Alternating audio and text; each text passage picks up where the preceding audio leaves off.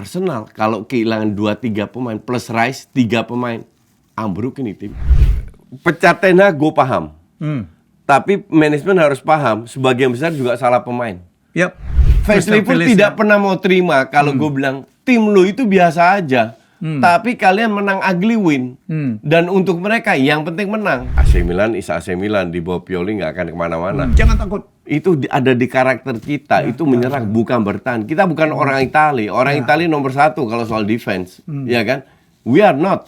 Ya, jadi menurut saya, dan saya tahu bahwa kita tahu Sintayong gajinya tinggi ya. Ya memang begitulah Iyalah. Iyalah. Untuk pelatih level Piala Dunia masih kecil ini mah. Iya.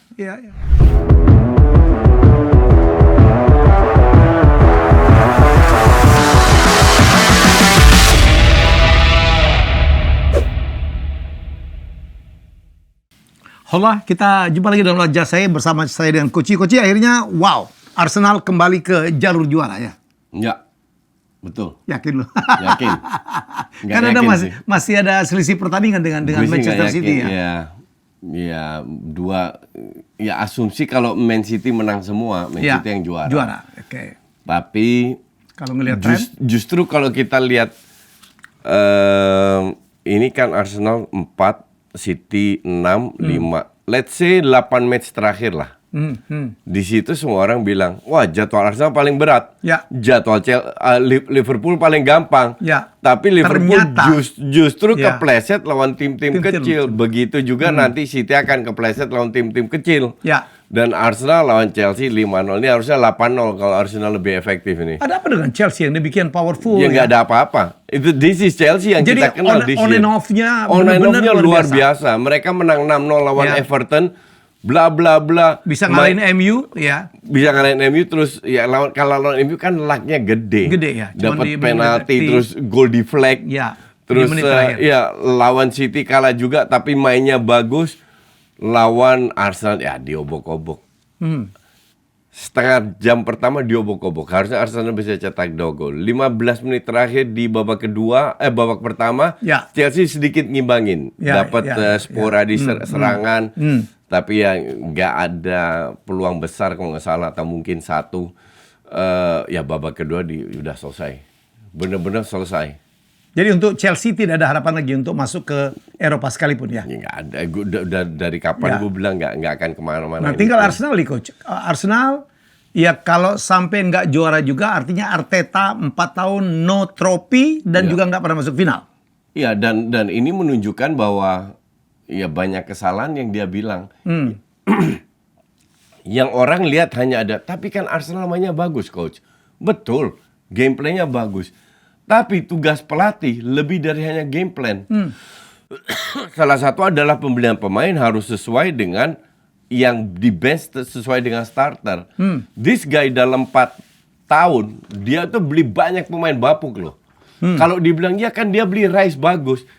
Rice belum masuk Arsenal sudah main starter pemain levelnya segitu, di timnas Inggris gitu loh. Ya. Jadi kalau Rice dibeli 100 ya emang udah bagus. Ya, yang lu anggap pembelian yang salah dilakukan Arteta siapa aja? Gabriel Jesus? Oke, bentar. Kiwior. Oke. Belum yang udah di out-outin ya, yang sekarang masih ada. Gapsus, Zinchenko, mempertahankan Nketiah, mempertahankan Cedric. Ramsdale dia beli juga. Setahun langsung diganti. Tapi terbukti bagus dong Ramsdale. Berkontribusi lumayan lah untuk defense Arsenal. Kalau dibilang kontribusi lumayan, Zinchenko sama Gapsus juga kontribusi lumayan. But that's not enough. Oke. Kalau Anda mau bersaing di papan atas dengan Liverpool dengan ini termasuk juga untuk kasus MU. Banyak pemain yang oke. But it's not enough. Nah, dengan begitu banyak pemain yang dibeli yang sampah kayak tusuk gigi dibeli. Pemain kayak apa itu? Belum yang namanya Lokonga, Tavares, Tierney berapa dibuang. Banyak sekali pemain sampah yang dia beli. Pablo Mari yang benar-benar nggak perform, itu wasting of money. Nah, Arsenal beruntung yang orang tidak pernah bahas, tidak pernah ada pemain inti cedera. Kebayang nggak kalau Arsenal main tanpa Odegaard dan Bukayo Saka? Selesai deh. Liverpool nggak ada Van Dijk sama Salah sering, they still win their game. City kehilangan Mahrez sama Gundogan, Kevin De Bruyne lama cedera, masih di rank 1. Arsenal kalau kehilangan 2-3 pemain plus Rice 3 pemain, ambruk ini tim. Tapi orang tidak lihat itu. Orang hanya lihat permainan bagus, sekarang rank 1. Iya. Kai Havertz menurut Koci pembelian yang bagus kan? Oke, bagus, but not for 60 million. Masih overpriced. Overpriced. Kontribusinya kurang bagus untuk 60 million. Oke, masih overpriced. Rice 100 million, worth it. Timber karena lebih cepat cedera, tapi yang dia buktikan bagus. Worth it, 40 juta, 50 juta. Tapi orang bilang kan beli Timber bagus. Lah Timber kan dari dulu, dari tahun lalu udah diincar MU. Artinya ini pemain yang punya kapasitas. Ya kebetulan aja ke Arsenal. Ya kan, karena MU nggak punya duit lagi untuk beli bek kanan. Ya kan. Jadi kalau dibilang ya pemain bagus mana yang beli, ya nggak ada. Nggak ada. Maka dari yang itu. Yang premium banget nggak ada ya? Nggak. Pemain yang punya nilai tambah untuk bisa mengangkat tim ini. Liverpool itu pemainnya biasa banget. Tapi mereka punya Salah. Mereka punya Luis Diaz. Mereka punya Jota. Mereka punya Van Dijk ya. Mereka punya Van Dijk yang bisa memberi nilai tambah. Di Arsenal ya cuman itu aja. Cuman Odegaard sama Saka aja. Ya. Dan terlalu tergantung. Makanya beruntung dua pemain ini nggak cedera. Walaupun mereka cetak, Havertz sudah mulai cetak gol, Rice sekali-sekali cetak gol, Odegaard, bla bla bla. Tapi is not enough untuk mengangkat Arsenal ke level berikutnya. Tapi selalu ya Coach, kita melihat Liga Inggris bertahun-tahun. Arsenal, Spurs, Liverpool, ya di depannya kencang. Habis minggu-minggu terakhir udah mulai terantuk-antuk. Nah, harusnya kita bisa menganalisa dong beberapa tahun kenapa ini bisa terjadi. Betul. Dulu zamannya Wenger, gue masih ingat. Sama. Awal-awal tak. Tapi di zamannya Wenger, itu bulan Januari banyak yang cedera. Banyak yang cedera. Sampai akhirnya tim medisnya dipecat pindah ke MU. Sekarang MU yang banyak cedera. Waduh. Iya kan? Ngaco. Arsenal udah nyaris nggak ada yang cedera lagi. Sedikit lah. Iya kan? Yang cedera panjang paling Timber doang. Nah, udah mulai main ya. Jadi kalau nggak ada yang cedera, tapi ini kompetisi kan tinggi. Ada Piala Kebo, FA Cup, Liga, Eropa. 4 kompetisi. You must have a good bench. Apalagi friendly match, ya kan? Kemarin waktu lawan Chelsea udah unggul 3-4-0, cadangan dimasukin. Jorginho masuk, Zinchenko masuk, Tusu Gigi masuk, which is good. Nketiah masuk. Apa yang mereka lakukan selama 20 menit? Nothing. Itu menunjukkan level ya. Benchnya tidak cukup dalam. Nggak cukup, nggak bagus benchnya. Nothing, nggak punya nilai tambah. Oke. Dan orang nggak ngeliat itu. Orang ngeliat, loh gue sebagai fans Arsenal, of course gue harap Arsenal juara. Iya kan? Semoga City kepleset. Tapi apakah itu berkat Arteta? Ya nggak juga. Dan ini kalau tahun ini nggak juara, masuk ke tahun kelima. Mau sampai kapan? Sabar dengan Arteta. Ini juga kritikan gue terhadap Xavi. Lu sebagai pelatih harus pinter lihat pemain. Madrid itu luar biasa beli pemain. Munchen bagus beli pemain. City kurang bagus apa pemain. Mereka beli pemain mahal, jual pemain mahal. Eric Garcia, Ferran Torres, Zinchenko, Gapsus, ini punya value. Eric Garcia gratis. Torres itu berapa? 40-50 juta. Jadi dijual tetap mahal. Iya kan? Jadi mereka punya income. Mereka beli lagi. Dipoles lagi sama si Pep ini. Gue nggak ngelihat si Arteta punya kemauan itu. Apakah Ben White contoh lebih bagus pada saat dia datang dari Brighton few years ago? Sama aja gue bilang. Ramsdale dia beli, apakah Ramsdale lebih bagus? Nggak lebih bagus. Buktinya lu ambil Raya lagi kok setelah setahun. Iya kan? Nah ini salah satu pembelian yang sering terjadi di bawah Arteta. Coach, kita ke MU. MU gila menurut saya sih ya. Sial banget. Jadi kalau nggak salah dari 5 pertandingan Premier League baru kemarin menang. Itu pun lawan Sheffield. Sheffield juru kunci. Betul, di atas kertas. Cuman gue lihat hal yang lain. MU lawan tim-tim lain itu mainnya jelek banget loh. Sampai gue give up, ngerti nggak? Oke. Karena mainnya jelek. Jelek. Tapi kemarin beda loh. Kemarin bermain dengan sangat penuh kesabaran, sangat besar. Ya. Ibarat ingin mengkopi Arsenal, banyak passing, sabar. Cuman mungkin sekarang terlalu sabar atau pemain belum biasa dengan sistem ini, sehingga dikit-dikit mereka back pass ke belakang. Tapi sangat sabar. Melihat MU back pass ke belakang, ke Onana lagi. Iya. Dan akhirnya mereka bisa pelan-pelan kalau sistem bermain kayak begini diteruskan, itu mereka bisa bermain bagus. Garnacho dapat banyak peluang. Buang 3-4 peluang. Iya. Højlund juga. Bruno juga syutingnya ke arah nggak jelas walaupun dia cetak gol ya. Kalau ini dipertahankan dengan membuang banyak peluangnya, mereka bisa cetak 4 gol. Ya, tapi juga menarik ya Coach, kemarin mungkin berubah karena Rashford tidak dimainkan. Ya kan, Rashford dimainkan. Ya, kemudian ada beberapa bagus hikmahnya karena banyak pemain MU yang cedera, kan banyak pemain muda ya. Ya, jadi kemarin Wetley main, Diallo main, Garnacho makin berbagai tempat. Jadi saya pikir nggak jelek juga sepertinya Ten Hag, walaupun saya sempat kritik. Ini orang kalau kalah berkali-kali, dan MU itu tim yang paling banyak ditendang ya. Itu ada something wrong dengan game plan-nya dia atau strateginya dia, Coach. Nah, ini yang gue pertanyakan juga, karena pada saat beberapa pemain balik, kok game plan-nya nggak berubah? Kok berubahnya baru sekarang? Nah, kita nggak tahu next match-nya bisa berubah atau tidak. Lawan Sheffield lo melihat perubahan? Iya kan? Banget. Lawan Sheffield sangat berubah.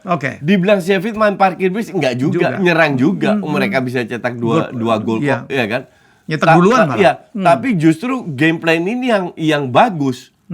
Yang benar itu seperti ini. Tinggal dibiasakan aja.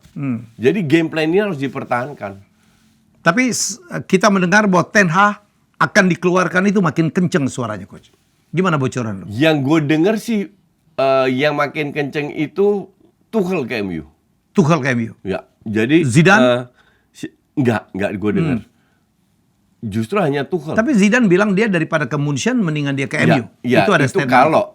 Kalau ada job lain, feeling gue Zidane tetap incar pelatih. Padahal Tuchel kan di Bundes juga lagi nggak bagus-bagus ya, Coach. Iya, cuman somehow gimana gue nggak ngerti juga. MU kayaknya minat juga sama Tuchel. Jadi ngelihat ada hal yang positif lah. Ya apakah cocok? Pecat Ten Hag gue paham. Tapi manajemen harus paham, sebagian besar juga salah pemain. Nah, pemain ini juga harus diganti. Kalau nggak ada gunanya. Nanti kasusnya kayak Van Gaal 2 tahun, Ole 2 tahun, Mourinho 2 tahun, sekarang Ten Hag 2 tahun, nanti jangan-jangan Tuchel 2 tahun. Enggak. Jadi bukan hanya pelatih diganti, tapi pemainnya juga sebagian besar harus diganti. Redcliffe mengatakan bahwa 12 pemain harus out. Ya. 12 pemain harus out. Ya minimal Minimal kalau gue bilang. Martial out ya, bukan hanya out, Martial. Rashford, Martial, Wan-Bissaka, McTominay, Varane, Casemiro, itu udah bukan levelnya MU lagi. Anthony, bukan levelnya MU. Yang dipertahankan yang muda-muda, Martinez, Luke Shaw, karena dia bisa jadi leader. Maguire ya super sub lah. Menjadi bagus banget. Ya super sub lah, masih oke lah. Tapi si siapa, Garnacho, Maino, Højlund itu dipertahankan. Tapi Rashford ini definitely harus out. Kenapa dia berubah bagus? Ini year. Tahun lalu gila dia. Ngegolin keren banget. Nggak ngerti. Kehilangan motivasi kah? Ya mungkin ego. Mungkin dia nggak mau bekerja keras untuk Ten Hag. Karena gue lihat sinergi antar pemain dan Ten Hag ini nggak klop. Nggak ya. Nggak Højlund seperti. Kan pernah komplain dia nggak pernah dapat aliran bola ya, Coach ya? Iya. Termasuk dari Fernandes sekalipun dia bilang. Iya, tapi dia harus apa ya? Harus bekerja keras untuk jemput. Ya, bekerja keras untuk jemput. Iya. Cuman kembali lagi sangat berbeda dengan pemain Liverpool. Itu berikan semuanya untuk klub. pemain City, berikan semuanya untuk ke Pep. Mungkin dia manajemennya kurang bagus, Ten Hag nggak ngerti juga. Cuman intinya adalah harus ada perubahan yang signifikan, yang radikal, baru bisa berubah, dan itu pun masih butuh waktu. Lu nggak nonton waktu MU tos-tosan adu penalti dengan Coventry ya? Itu kan pas lawan timnas main. Iya ya, gol penentu kemenangan itu, Coach. Gol penentu kemenangan itu penalti terakhir dilakukan oleh Højlund. Iya. Wah, dia celebrate sendiri loh. Anthony. Højlund. Højlund. Temen-temennya nggak datang. Enggak. Iya. Jadi itu sesuatu, akhirnya muncul bahwa statement dia itu komplain dulu ya. Komplain ke Ten Hag karena teman-temannya dia nggak mau ngalirin bola ke dia. Harusnya teman-temannya semua lari ke dia kan, karena lolos ke final kan. Iya. Tapi nggak ada yang datang. Nggak ada. Wah, parah. Ya, dia bilang dia termasuk Bruno itu nggak mau ngalirin bola ke dia. Jadi kayaknya di dalam ruang ganti MU itu banyak grup-grupan. Ya. Dan saya pikir tanggung jawab pelatih dong ya. Itu salah satu. Udah cukup lah Jadon Sancho pergi. Itu salah satu tanggung jawab pelatih, betul. Iya, Jadon Sancho nggak mau main, nggak mau minta maaf, belagu juga itu orang. Sangat belagu. Dia bocah kemarin sekolah belum membuktikan apa-apa, kok minta maaf aja nggak mau. Begitu di Dortmund ya nggak bagus-bagus amat. Nggak bagus-bagus amat. Sama sekali nggak. Itu dibalikin juga sama Dortmund. Dibalikin pasti. Ya. Donny van de Beek akan dibalikin kemana ya Coach? Mungkin Donny van de Beek balik lagi ke Belanda lah ya. Iya. Ten Hag pun saya pikir kalau dipecat balik aja ke Belanda. Bisa aja. Bisa banget Ten Hag balik ke Ajax. Mungkin lebih cocok di situ karena budayanya sama. Mungkin dia kurang. Kalau gue bilang sih Ten Hag kurang keras kalau gue bilang. Beda dengan Arne Slot yang ingin diambil Liverpool itu. Itu lebih keras orangnya. Walaupun dari desa juga. Tapi susah juga Coach kalau mentality pemain udah rusak dari season-season dari pelatih-pelatih sebelumnya dikerasin. Terjadi perlawanan ya. Ten Hag itu udah dilawan oleh Ronaldo. Ya dilawan oleh banyak sekali pemain. Ya karena kita pikir that's okay. Karena pemain MU harus dibegitukan. Ternyata enggak membuktikan juga. Iya. Karena mungkin masih ini Mourinho komplain ya. Ternyata masih ada pemain yang di zaman saya masih bermain. Sampai sekarang mereka masih bermain dan itu bukan pemain yang saya inginkan. Tapi kan juga Mourinho nggak setuju, ya sepatunya betul dong. Dia kan dulu kan ngeritik Luke Shaw. Ya. At the end kita tahu Luke Shaw itu salah satu back kiri terbaik dunia lah, Coach. Ya, betul. Ya ini orang ngaco. Ini orang nggak tahu malu mungkin loh. Ada benernya, ada enggaknya. Mungkin dia kritik yang tujuan karena dia nggak sebut nama ya. Kalau dia sebut Rashford mungkin ada benernya. Kalau Luke Shaw salah. Luke Shaw salah dia. Dulu dia paling kenceng tuh. Negur Luke Shaw, gue tahu banget. Saya pikir seorang Mourinho yang dulu saya kagumin nggak tahu malu loh nawar-nawarin diri. Iya, setelah dipecat oleh AS Roma. Iya. Sekarang kan nawar-nawarin diri. Iya. Iya, karena emang nggak ada klub yang mau dia lagi. Dia di mana-mana dipecat kok. Bukan di Roma aja dia dipecat. Iya, gaji mahal. Iya, di Spurs dipecat, di MU dipecat.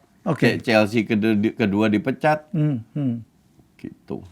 Coach Liverpool ya terpleset ya melawan kemarin kalah derby lawan Everton 0-2 Coach. Kan ada apa Coach ya? Tanpa salah ini tim Kabupaten FC Inggris Utara. Kemarin Salah main, tapi Salah nggak kelihatan. Dan itu sudah 4-5 match. Karena dia tidak pulih 100% kali ya. Nggak tahu, pokoknya drop lah. Salah ini 4-5 match terakhir drop. Jota cedera kemarin. Setelah menang lawan Fulham, dia cedera nggak bisa main 2-3 minggu. Luis Diaz salah satu penyerang, mungkin satu-satunya penyerang yang agak sedikit kelihatan Luis Diaz. Tapi bukan levelnya dia bisa cetak gol. Yang gol diandelin itu kan Nunes. Nunes itu 11-12 sama Anthony. Nketiah, sama Anthony, sama Jacksonnya Chelsea. Nicola Jackson. Iya. Jadi ada depan dengan kiper, syutingnya ke kiper, bukan ke gawang. Mungkin dia nggak tahu arti yang main bola itu, justru nggak boleh kena kiper bolanya. Hakpo tidak seperti yang kita harapin juga. Hakpo itu juga bukan striker. Hakpo ini memang butuh waktu untuk adaptasi, tapi dia attacking midfielder. Tapi dengan sistem yang Liverpool main, dengan nggak ada pemain kreatif dengan dengan satu DM bukan 2 DM, ya Hakpo mungkin agak kesulitan adaptasi. Mungkin dia butuh setahun lagi. Gue berharap itu kan ini kan kompetisi terakhir untuk Jurgen Klopp ya. mereka pemainnya akan mempersembahkan sesuatu. Ya kan, fansnya kan bilang pada saat menang Piala Kebo, on the way ke quadruple, makan tuh quadruple semenjak diinjak-injak sama Atalanta, terus FA Cup kalah lawan MU, ya. Kayaknya langsung terus itu ya. Sekarang kepleset lawan Everton. Fans Liverpool tidak pernah mau terima kalau gue bilang tim lu itu biasa aja, tapi kalian menang ugly win, dan untuk mereka yang penting menang. Nah sekarang lu kalah lawan Atalanta, kedua kali lu seri, lu kalah lawan MU di FA, kemarin lu kalah di kandang lawan Everton. Ya. Di mana 3 tahun 6 kali terakhir nggak pernah kalah. Tapi 6 tahun terakhir kan skuadnya beda. Ya. Iya kan? Ya. Dan skuad ini, dan gue juga berkali-kali bilang bahwa titik lemahnya MU itu ada di lini tengah. Tapi kemarin lini belakangnya kocak juga. Sementara lini depan nggak bisa cetak gol. Ya. Salah kembali katrok kemarin main. Jadi kalau Liverpool nggak ada salah, ya bukan Liverpool yang kita kenal. Kembali ke Kabupaten FC itu. Mungkinkah peluang terbesar sekarang juaranya adalah Manchester City? Ya. Iya dong. Dan Arsenal. Secara hitung-hitungan. Arsenal berpeluang kedua. Jangan coret Arsenal. Oh iya, sure. Nanti termasuk Liverpool pun saya pikir masih ada ya. Brighton main, Liverpool pun masih ada, setuju. Chance, ya. Brighton main, belum tentu City menang. Siapa yang nyangka Liverpool kalah di kandang lawan Crystal Palace, kalah lawan Everton? Siapa yang nyangka Arsenal kalah lawan Aston di kandang? Ya. Jadi kejutan-kejutan ini ada. Siapa sangka Erling Haaland ternyata tidak semenakutkan yang diduga. Seperti musim lalu. Tapi sejelek-jeleknya dia musim ini masih cetak 20 gol. Ya, I know. Jadi yang nggak jelek-jelek amat. Seringkali dia mati. Seringkali dia scoreless ya, Coach.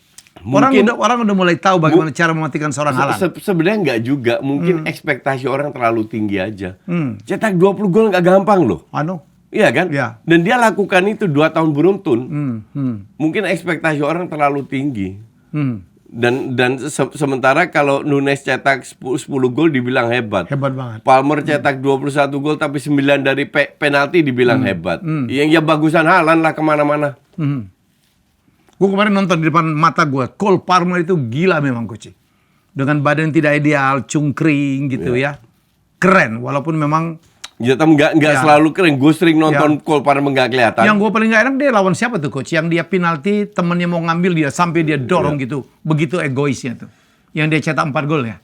Iya, dia cetak 4 gol. Cuman memang setelah pertandingan si Pochettino bilang semua penalti itu memang sudah ditunjuk Palmer.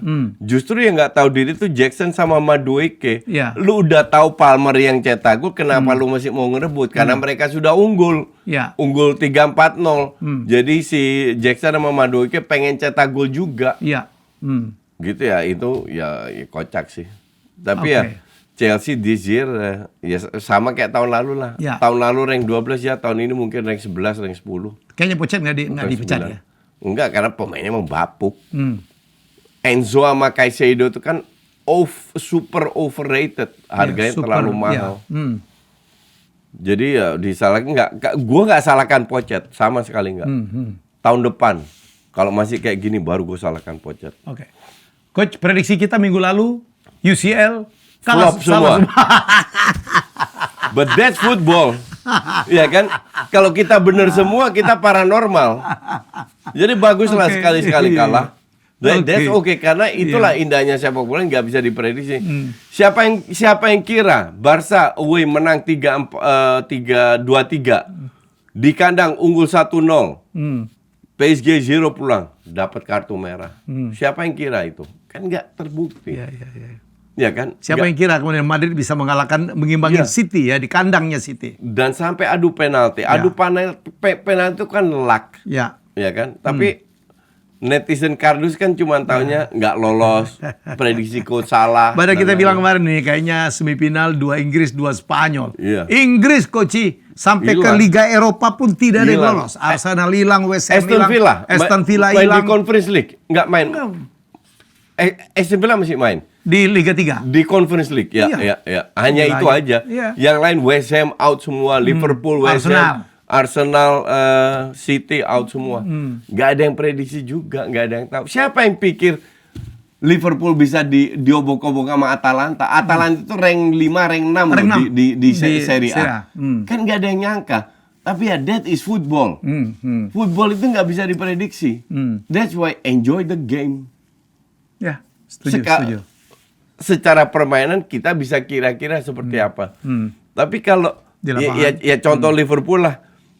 Mereka yang bertahun-tahun dengan salah yang luar biasa, tiba-tiba setelah 4-5 match beruntun ngedrop, satu tim ikut ngedrop.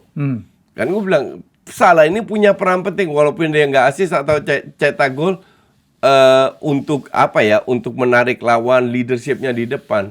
Cuman kalau Salah bapuk, dua yang lain juga bapuk, selesai. Ya, selesai. Gitu. Oke, Coach, kita ngomongin UAS. Serie A, Scudetto ya, apa Inter Milan? Ya, layak, sangat layak. Ya. Dan ini padahal masih banyak game di belakang. Masih ada 5 game loh. Ya, masih ada game dan mereka udah convince. Dan mereka unggul 16 poin lawan AC Milan. Ya AC Milan is AC Milan, di bawah Pioli nggak akan kemana-mana. Pioli bisa, ya. Tapi Inter Milan bermain ya sehebat-hebatnya Inter Milan, perempat final aja nggak masuk Champions League. Ya kan, nggak ada tim Italia yang lolos di perempat final. Mereka canggih di kandang, bermainnya itu sangat, patternnya itu sangat jelas kelihatan. Pemain-pemainnya mau bekerja keras untuk satu sama lain. Jadi untuk gue sih ya sebenarnya udah gue bilang juga. Makanya gue menang taruhan 25 juta karena mau Oki. Lalu siapa? Oki Rengga. Oki Rengga. Karena dia bilang AC Milan akan di atas Inter. Gue bilang kagak, Inter yang di atas AC Milan. Oke. Jadi jam macem-macem. Yang Doni dulu yang nantang lo, yang punya Saur Sally, dia mundur. Mundur ya? Ya, gue kasih kesempatan. Kalau enggak 70 juta dia hilang. Karena untuk gue terlalu gampang taruhan gitu, gue nggak mau. Jadi gue kasih kesempatan, lu kalau mau mundur, oke sekarang, kalau enggak, ayo kita taruhan. Akhirnya dia pintar, dia mundur, nggak bisa ngelawan Justin. Kalau soal taruhan. Oke, Coach, kita ngomongin ya, nanti kita waktu rekam ini berapa jam lagi menjelang pertandingan antara Indonesia melawan Korsel. Ya, walaupun belum bertanding, menurut saya punya firasat nih, mohon maaf kalau nanti salah. Kita bisa loh. Bisa. Mengimbangin atau malah mungkin bisa menang lawan Korea. U23 loh ya, bukan timnas senior. Bukan senior. Iya. Kalau senior, wah. Iya, sama pesimisme dari netizen itu ada waktu lawan Australia. Lawan Australia, yang selalu di atas kita. Iya. Tapi ini U23 loh. Iya. Dan buktinya kita bisa ngelawan. Oke. Sama dengan lawan Jordan. Iya. Bisa nggak kita ketemu lawan Jordan? Jordan lawan Australia 10 orang nggak jebol loh. Kita nggak pernah ketemu menang lawan tim Timur Tengah loh. Kita nggak pernah ini, nggak pernah itu, bla bla bla. Gue bilang diobok-obok ini Jordan. 4-1. Itu pun gol bunuh diri. Ya, itu pun gol bunuh diri. Dan setupnya itu keren, Coach. Itu yang penting. Bukan dari bola mati. Itu yang penting. Iya. Setupnya itu harus gitu ya. Build up serangan, transisi, defense. Itu yang bikin gue pede bahwa kita bisa ngelawan. Gue tidak pernah bilang Korea akan diobok-obok banyak, enggak. Tapi definitely kita bisa ngelawan. Dan bahkan gue optimis kita akan lolos. Ya. Kenapa enggak? Kenapa enggak? Hebat. Kalau kita bicara pemain senior itu 70% main di Eropa semua. Ya. Nah U23 berapa yang main Mimpi di Eropa? lah kalau kita menang kalau tim senior ya. Forget it lah. Nggak sekarang, mungkin 10 tahun lagi atau kapan. Tapi lawan U23 kan nggak ada pemain yang main di luar. Dan mungkin nggak main di tim itu. Jadi kenapa kita harus takut? Yang gue lebih bangga, Coach, yang ngegolin itu bukan pemain-pemain naturalisasi. Ya, pemain lokal. Terutama kerja sama Witan sama Rizky Ridho. Sama Marcelino. Cuman ya semoga mereka bisa konsisten bermain bagus terus. Karena Witan main di match pertama kedua nggak bagus loh. Iya, kemarin keren tapi. Yang lawan Jordan keren. Ya. Nah, konsistensi yang konsisten itu untuk gue Arhan, Marcelino itu konsisten. Rizky Ridho itu the best di belakang ya. Itu konsisten. Ya sama Komang lah. Komang tuh laki lah ya. Enggak, dia kontrolnya jelek banget. kontrol jelek. Udah 2 gol lah. Ya, it's okay lah. Dia yang penting dia bisa ngebantu cetak gol dan sebagai subs masih oke lah. Gitu. Rio Fahmi nanti mungkin masuk sebagai sub. Feeling gue Fajar yang main. Fajar serangannya oke, tapi defense-nya kurang. Tapi semoga dia bisa belajar, dia bisa memperbaiki. Begitu juga Ferrari agak deg-degan, tapi sekali lagi Ferrari juga bisa berkembang. Jadi ini dari match pertama, kedua, tiga kan kita nge-pick terus. Ya kan? Ya, semoga naik terus sampai tiket Olimpiade udah di kantong. Itu 3 besar ya Olimpiade itu ya? 3 besar, yang keempat playoff. Lawan Afrika kalau nggak salah. Wow. Gitu. Jadi ya yang penting ini dulu menang. Tapi gue kalau milih coach, mending lawan Korsel daripada Jepang ya. Secara peringkat juga Jepang lebih tinggi juga ya. Gue nggak tahu. Kalau U23 11-12 lah. Tergantung. Of course kita butuh luck. Ya kan? I mean sure. Lawan Qatar kita kena penalti, lawan Australia kita kena penalti, jangan sampai itu terjadi lagi. Ya kan? Lawan Qatar kena 2 kartu merah, jangan sampai itu terjadi. Itu menunjukkan apa? Kecerobohan dalam bermain ya. Babak kedua lawan Australia bertahan dan nggak terulang lagi, lawan Jordan main full. That's our game. Menyerang. Jangan takut. Itu ada di karakter kita, itu menyerang bukan bertahan. Kita bukan orang Italia. Orang Italia nomor 1 kalau soal defense, ya kan? We are not. Kita itu harus menyerang. Kekuatan kita itu diserangin. Jadi bikin bentuk tim ini gameplaynya dengan menyerang. Dan itu ditunjukkan sama Sintayong. Dia belajar kesalahan dengan bermain bertahan di babak kedua lawan Australia. Dia perbaiki, dia rubah lawan Jordan ini. Dan lawan Jordan ini yang bagus-bagus kita bawa lawan Korea. Kita tingkatkan lagi. Bisa banget. Bisa banget. Pelatih kita adalah orang Korea, coach ya. Kalau nggak salah pernah melatih sana juga ya, Sintayong ya. Ya, pernah melatih U23, pernah di sini juga. Pernah Piala Dunia juga yang dia ngalahin sampai naik 4 besar itu kan Sintayong pelatihnya kan? Timnas? Enggak, bukan. Waktu itu bukan. Sintayong waktu ngalahin Jerman. Ngalahin Jerman, Tapi nggak lolos grup. Tapi ngalahin Jerman itu gempar itu. Yang 4 besar itu Husiding. Tapi dibantu wasit Ekuador. Karena disuap. Dan ya, gue nggak suka makanan Korea, tapi gue suka Sintayong. Ya. Wajar banget kalau dia diperpanjang 2027. Gue happy. Ada yang nggak happy coach? Ada ya. Ya nggak apa-apa lah. Nggak apa-apa lah, hak semua orang lah ya. Asal lu boleh berpendapat lain, tolong please, apa alasannya tuh masuk akal? Absurd. Masuk akal gue. Iya. Alasannya kalau mengkritik pemain naturalisasi, timnas Belanda itu naturalisasi semua. Perancis. Iya.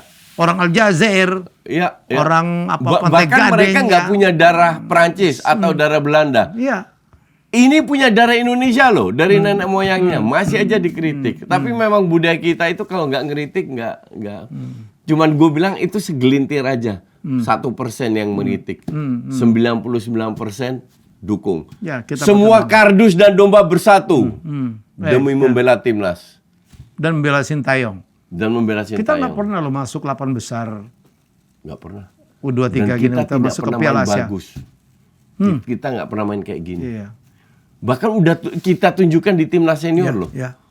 Orang lupa timnas senior 2 kali kita menang lawan Vietnam loh. Dan kita punya peluang untuk lolos. Dan Malaysia jauh di bawah kita. Dan belum di Piala Asia. Pelan-pelan dibentuk dari situ kan. Ini proses kan. Nggak bisa kita nilai dari satu match. Saya baca tuh komentar-komentar netizen dari Malaysia. Semuanya angkat topi tuh. Betul. Mereka mengeledek timnya sendiri itu. Lihat Indonesia. Dan tiba-tiba kemarin medianya Vietnam. Begitu Indonesia masuk 8 besar. Mengalahkan Australia. Mengalahkan Jordan. Telak gitu. Mereka wow. Luar biasa. Ya betul. Dan nggak perlu ada rasa inferior terhadap Korsel. Mungkin mereka jago bikin kimchi, tapi that's it. Oke, kita juga jago. Dan gue yakin mereka nge-pair juga ketemu kita. Mereka pasti ngeliat tuh lawan Qatar, Indonesia kayak lawan Australia, lebih bagus. Lawan Jordan, waduh Indonesia bisa main kayak begini. Itu sudah terlontar tuh. Jadi mereka juga tidak bisa meremehkan kita. Jadi bukan kita aja yang harus takut dengan nama besar Korsel, enggak. Kita respect semua lawan. Semua lawan harus fokus dari detik awal detik akhir fokus ke passing terutama dan bekerja sama, jangan egois. We can win this game. Dan jangan takut. Nggak perlu takut. Ngapain takut? Oke. Jadi jangan jadi kayak ada beberapa orang Indonesia kadang-kadang nggak bangga dengan timnya sendiri, produknya sendiri, karya anak bangsanya sendiri. Ya sudah saatnya kita. Gue begitu bangga dengan timnas ini. Sangat. Seriously. Sangat. Saya kan jarang nonton. Karena dulu gue juga nonton. Dulu ya elah timnas main kayak begini. Timnas gue dulu jarang nonton, apalagi liga-liga 1, 2 gitu-gitu. Gue nggak pernah nonton. Dan sekarang gue bener-bener bangga gue bisa nonton, menikmati permainan kita. We can play. Selamat Rizky Ridho dan kawan-kawan ya, Marcelino semuanya, Witan. Kalaupun malam ini belum berhasil, kita tetap bangga. Pencapaian 8 besar is not easy. Ya, apapun yang terjadi kita tetap bangga. Dan pemain-pemain kita usianya di bawah 21 kali coach ya? Average 20. Tuh, kan, kemarin gue dengar dari Arya bilang termuda kan? Gue nggak tahu termuda atau enggak, tapi average 20, yang senior average 23. Gila ya. Rata-rata 23 yang senior, yang U23 kan ini melihat masa depan dong. Sintayong berani cut satu generasi. Berani masukin Witan, Rizky Ridho dari usia muda di timnas. Marcelino ya. Umur sekarang hoki kan dikritik habis-habisan. U19 dimasukin terus, kasih kesempatan terus. Oke. Baik, jadi kita berdoa ya, selamat untuk Erick Thohir ya, sudah membawa Indonesia. Ya, dan sudah memperpanjang kontrak Sintayong. Sintayong ya. Walaupun kita tahu Sintayong itu adalah mulai dipakai dari era sebelum Erick Thohir, yaitu Pak Iwan Bule. Teman gua nih sekarang di 02. Oh ya, dia 02. Oh iyalah, kan Gerindra. Ya ini betul. Ini kita harus appreciate dengan kerjaan Iwan Bule. Saya tahu dulu Sintayongnya pernah disuruh mundur ya. Gara-gara komentar. Dia mundur. Dan Sintayong mau ikut mundur. Tapi Iwan Bule bilang lo jangan mundur. Iya, betul.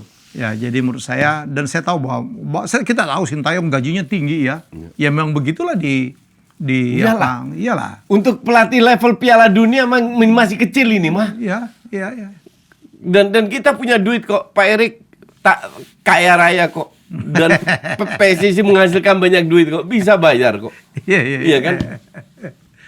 Iya, game stadion penuh terus. Ya. Dengan harga tiket yang tidak murah. Tinggal tunggu jersinya harus benar. Nah, ini jersey gue nggak ikut-ikutan ya. Jersey benar. Ya. Kita semua beli jersey. Harganya harus terjangkau. Ya. Dalam kasus lo ya, masalah jersey, saya adalah orang yang sangat menghargai perbedaan pendapat. Ya. Tapi caranya merespon tetap harus dengan cara yang baik. Ya dong, kita nggak sepakat juga ada masalah kok. Tapi kan cara menyampaikan tidak harus dengan menganggap remeh orang. Pribadi, nggak personal. Betul. Oke.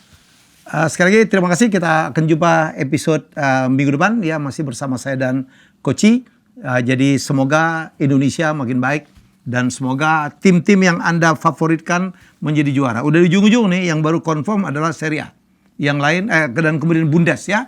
Bundes sudah memastikan Bayern Leverkusen menjadi juara. Tapi Premier League saya pikir sampai game terakhir nih mungkin masih belum bisa ditentukan. Mungkin. Kecuali ngaco banget tuh ya. Tapi semoga City kepleset lah. Kepleset ya. Dan Arsenal Arsenal gajah tetap di atas. Asal jangan jatuh di minggu terakhir. Untuk penggemar MU banyak-banyak bersabar ya. Dan semoga lebih baik. Kita tidak akan pernah tahu, masih grey ke depan. Apakah Ten Hag dipecat atau tidak? Apakah berapa pemain Jadon Sancho kembali atau tidak? Kemudian juga yang pemain kita siapa yang di Spanyol ya. Jadi kita nggak tahu apakah bisa pulang atau tidak. Saya pikir kalau Ten Hag dipecat, Sancho balik gitu. Belum tentu pelatih baru mau sama dia juga. Kalau ada yang mau beli harga bagus, gue rasa dilepas. Greenwood yang kayaknya memang udah patah hati. Lagi pula MU sepertinya butuh uang. Ya. Butuh uang untuk menjual Greenwood. Ya. Bingung juga, 40, 30 masih dianggap termal untuk seorang justru Mason Greenwood. Sancho yang harus dijual kalau gue bilang, mumpung masih ada value-nya. Van de Beek udah nggak ada nilai. Ya, Van de Beek mau selesai. Oke, kita jumpa lagi minggu depan. Bye-bye.